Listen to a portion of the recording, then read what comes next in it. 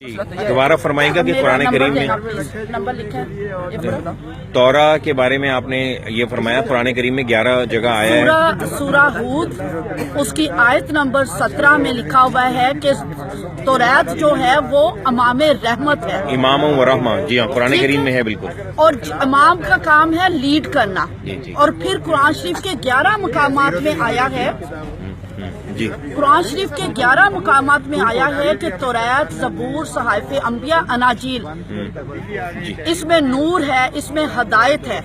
جس چیز میں نور اور ہدایت جس کو قرآن شریف کہہ رہا ہے، آپ اس کو کیسے کہہ سکتے ہیں کہ وہ تبدیل ہو گئی؟ اور خدا کی ذات سے آپ یہ توقع کریں کہ اس کا کلام تبدیل ہو جائے؟ نہ توریت تبدیل ہو سکتی ہے، نہ زبور تبدیل ہو سکتا ہے، نہ اناجیل، نہ صحائف انبیاء. خدا کا کلام اٹل ہے اور لا تبدیل ہے. اچھا، میرا اگلا سوال یہ ہے کہ بڑا مشہور ہو رہا ہے آج کل سوشل میڈیا میں کہ میری کرسمس نہ کہیں، اس کا مطلب ہے خدا نے بیٹا جنا، جبکہ ڈکشنری میں اس کی میننگز جو ہیں وہ یہ نہیں ہے. اس کا مطلب یہ ہے کہ عیسیٰ کی ولادت مبارک ہو. تو آپ میری کرسمس کے کیا میننگز لیتی ہیں؟ میری کا مطلب ہوتا خوشی. خوشی، ٹھیک ہے. کرسمس ہے جیزس کی پیدائش کی خوشی. ٹھیک ہے. اس کا کہاں سے آ جاتا ہے بیٹا جننا؟ ہم خدا کی ذات سے کیسے یہ توقع کر سکتے ہیں کہ خدا جو ہے وہ شادی کرے گا؟ صحیح بات ہے. خدا کی ذات سے یہ منسوب ہی کرنا خدا کی توہین ہے. خدا روح ہے اور روح کی کوئی شادی نہیں ہوتی. اور بائبل مقدس میں، نہ توریت میں، نہ زبور میں، نہ صحائف انبیاء میں، نہ اناجیل میں دوبارہ ریٹریٹ کروں گی کہ کہیں بھی خدا کی شادی کا کوئی کانسیپٹ نہ تاریخ میں ہے، نہ چرچ میں ہے، نہ بائبل کے اندر ہے.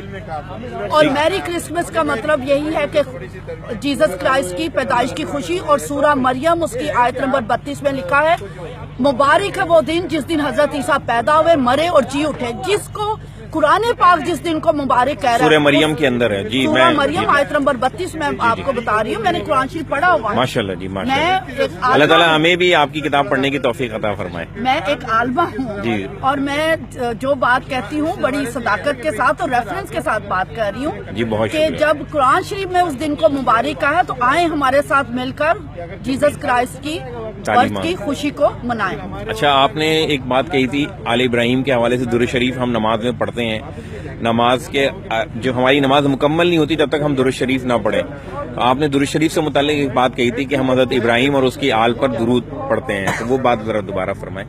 ہاں جی. میں یہ دیکھیں چھوٹے چھوٹے کانسیپٹس ہیں جن کو کلیئر کرنا بہت ضروری ہے تاکہ مسلمان اور مسیحی جو ہیں وہ قریب آ سکیں، وہ ایک دوسرے کو جان سکیں.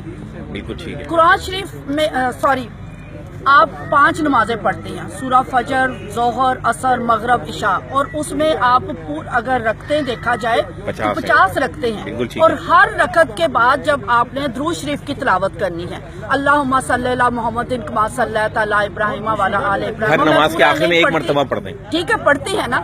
اس کا مطلب 50 بار آپ درود شریف پڑھ رہے ہیں. اس کا پہلا حصہ ہے کہ حضور کے پر اور حضور کی نسل پر سلام. نہیں، پہلا حصہ ہے ابراہیم پر. اس کا پہلا حصہ ہے کہ حضرت ابراہیم پر اور ان کی نسل پر برکت ہو. اور دوسرا حصہ ہے کہ حضور پر اور ان کی نسل پر برکت ہو. اور حضرت ابراہیم کی نسل کون ہے؟ ہم ہیں اور یہودی ہیں. یہودی اور نصرانی. آپ نماز میں برکت دے رہے ہیں، دن میں 50 بار آپ ہمیں بھی برکت دے رہے ہیں، آپ یہودیوں کو بھی برکت دے رہے ہیں. صحیح.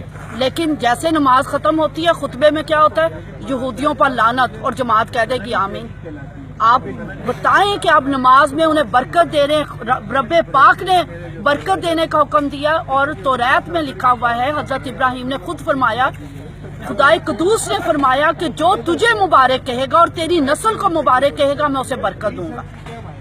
آپ نماز میں برکت دے رہی ہیں تو پلیز الفاظ سے بھی انہیں برکت. اچھا، آپ کا کوئی فیس بک ہے جس میں آپ کو ایڈ کر سکیں، لوگ فالو کر سکیں آپ کی چیزوں کو پڑھنے کے لیے اور جاننے کے لیے؟ فیس بک میں نہیں ایسی چیزیں لکھتی، لیکن میرے پروگرامز ضرور آتے ہیں میرے اور میرے ہسبینڈ کے. میں آرڈینڈ پاسٹر ہوں. ٹھیک ہے. اور یہ کیا ہوتا ہے؟ جیسے آپ کے مولوی صاحب ہوتے ہیں، عالمہ، میں عالمہ ہوں. اچھا. آرڈینڈ عالمہ ہوں. 4 سال کا کورس ہوتا ہے. ہاں جی، 4 سال. ہمارے یہاں بھی مولوی عورتوں کا 4 سال کا ہی ہوتا ہے. میں نے بھی 4 سال کا عالمہ کا کورس کیا ہوا ہے اور قرآن شریف کو بھی بخوبی پڑھا ہوا ہے. تو آپ ہمیں یہ میسج یہ کہیں گے کہ ہمیں جیسے قرآن کریم سمجھ کے پڑھنا چاہیے تو ہمیں یہ انجیل بھی سمجھ کے پڑھنی چاہیے؟ میں کہوں گی کہ آپ کو توریت، کیونکہ آپ کا قرآن شریف کہہ رہا ہے کہ وہ امام رحمت ہے. بالکل ٹھیک ہے. اور جس چیز کو قرآن شریف امام کہہ رہا ہے اس کو آپ کو جاننے کی ضرورت ہے. آپ قرآن شریف کو بھی سمجھ کے پڑھیے, آپ توریت, زبور, صحائف انبیاء اور اناجیل کو بھی سمجھ کے پڑھیے. یہ خدا کا حکم ہے. بہت شکریہ, thank you very much, thank you.